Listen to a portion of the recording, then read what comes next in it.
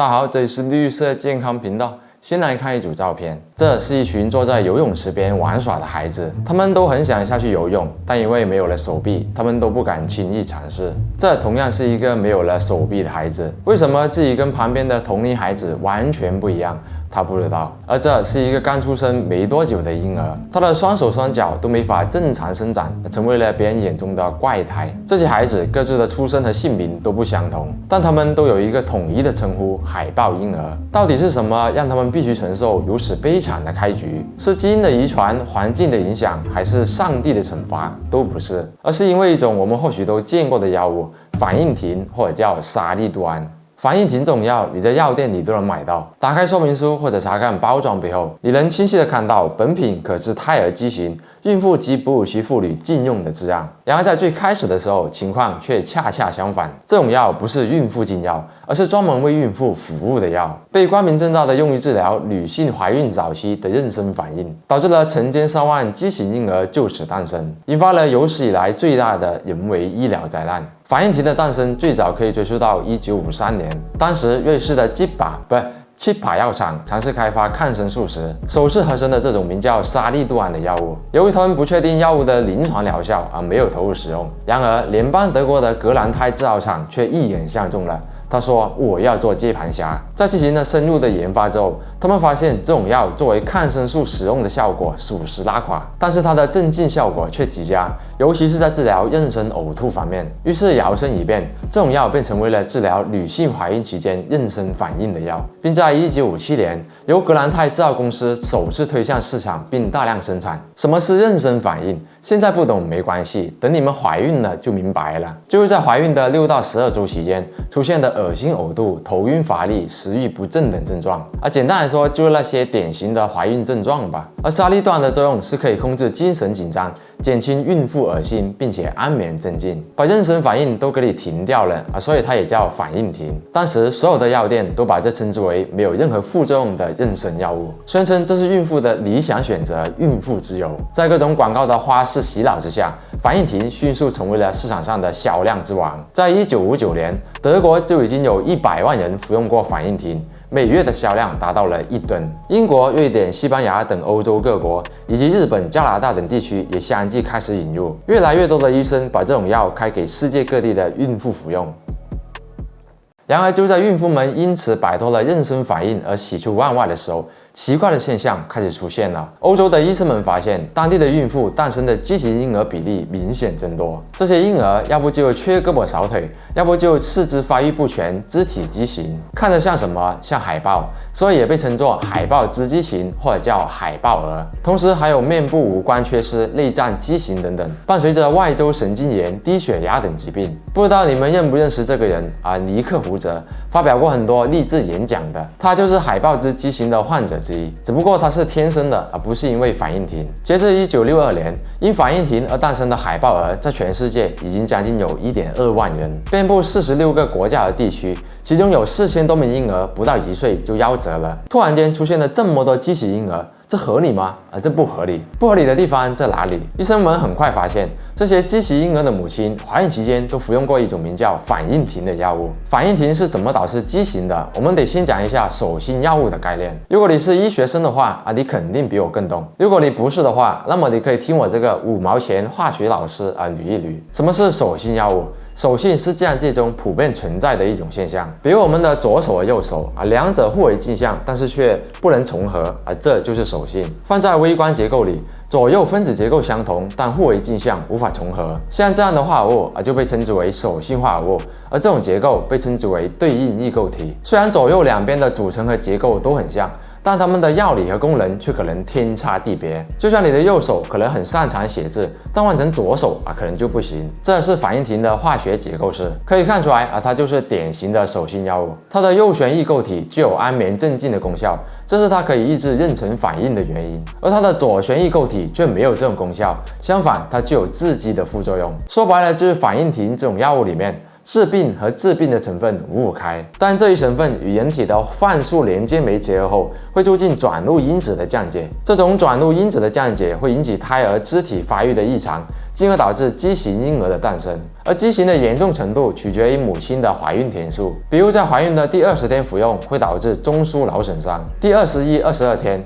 眼睛、耳朵等面部器官缺失，第24天手臂畸形，第28天腿部畸形。而如果在第42天后使用，则可能啥事都没有。这样的药物本来是不应该出现在市场上给孕妇服用的。但对于反应停的致激性，格兰泰制药厂就只是懂了个屁，他们根本没有在上市前对药物的副作用进行过全面测试。测试有做，但是动物测试没发现任何异常，然后就打着无任何副作用的标签上架了。但其实不同的基因对反应停的敏感度并不一样，在灵长类动物上，它的致激作用简直可以说是乱杀。然而格兰泰却没有在孕妇身上做过任何测试，直接把药物推向了世界各国，导致了悲剧的发生。由于当时中国特殊的政治和经济环境，这种药物没有被引进，在中国没有类似的受害者，可以说逃过了一劫。除此之外，在这46个国家和地区当中，还有一个国家也是死里逃生的美国。我们平时都说欧美勾肩搭背，但这次美国并没有跟欧洲坐在一块等着翻车，而是拒绝了反应停在美国上市。这都是因为一个人，弗朗西斯·凯尔西。当时凯尔西就职于美国食品药监局的药品审查部门，是其中的一名门新药品审查员。在格兰泰的反应停打进了欧洲各国市场之后，美国的梅里尔公司拿到了代理权，申请把药物引进美国。而上市的第一关就是要获得 FDA 的审批。由于当时的审查制度并不完善，一般来说这就是过家家而已。梅里尔公司怀着避过的心态向 FDA 提交了申请，但没想到申请被打回了。而打回的人就是凯尔西，他注意到反应停对人体确实具有镇静作用，但在动物身上的效果却不明显。而梅里尔公司给出的实验数据都来自于动物实验，这准确吗？凯尔西早期曾经在兔子身上做过实验，发现药物是可以通过胎盘对胎儿造成影响的，所以对于这种给孕妇准备的药，它的审查显得格外慎重。同时，有医学报告指出，这种药会引起神经炎的症状，可你现在却说它没有副作用。这不是打脸吗？根本没有说服力。申请被打回后，梅里尔公司悟了，你不是要人体临床实验数据吗？做给你。于是为了证明反应停的无害，梅里尔公司打着送福利的口号，以药品试验为由，将250万片反应停派给了1000多名医生，开给孕妇服用。经过一轮测试之后，他们拿到了实验结果，显示无害。这是因为他们是在怀孕的后期测试的，没有检测出问题。梅里尔公司再次提交了申请，但是梅开二度，又被打回了。凯尔西表示，不行，你这数据还不够，我要更多，我全都要。就这样梅里尔公司前后申请了6次，都被打回了。你妈妈的，搞我是吧？别人都能过就我不给过。梅里尔公司开始坐不住了，用一堆恶臭的言语指责凯尔西，并向他施压。但凯尔西始终坚持自己的原则，我在 FDA 等你，有种你就通过我这关。但很明显，梅里尔公司没种，他的申请一直没有通过。而就在他们彼此疯狂对线期间，越来越多的病例开始出现了。一开始医生们怀疑这是核辐射或者化学品泄漏造成的污染，但畸形婴儿在多国都有出现，这明显说不通。直到1961年，澳大利亚产科医生麦克布莱德在医学杂志《柳叶刀》上发表了一篇文章，指出反应停就是导致婴儿畸形的罪魁祸首。他发现，在自己接待过的孕妇中，那些生下畸形婴儿的母亲基本都服用过反应停。这一报告被发表后，很快上了新闻热搜。在媒体和医学界的重压之下，格兰泰公司终于绷不住了。1961年11月，他们宣布回收市面上的所有反应停药物，但显然已经太迟了。数以万计的婴儿成为了反应停的陪葬品。虽然反应停没有在美国上市，但因为代理商梅里尔公司的送福利实验，美国仍然出现了17名海豹婴儿。不过相对于其他国家来说，已经算少了。如果没有凯尔西的严厉审查，受害者将会更多。美国华盛顿邮报更是直接把她称之为女英雄，是她避免了美国悲剧的发生。凯尔西也因此拿到了1962年